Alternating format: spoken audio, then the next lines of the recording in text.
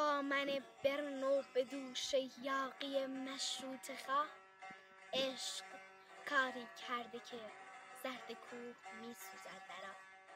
بعد تو تاریخ می گوید که چشمانت چه کرد، با من تنها تر از شیر علی مردان بی سپاه. موی من مانند یال اسب مغرورم سپید، روزگار من شبیه کتری چوپان سیاه. هر که بعد تو مرا دید گفت از رعد برق، کنده پیر بلوطی سوخت شد یک مشت کاه.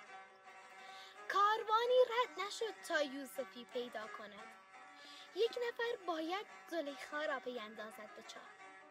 آدمی زاد است و عشق، دل به هر کاری زدن، آدم است و سیب خوردن، آدم است و اشتباه.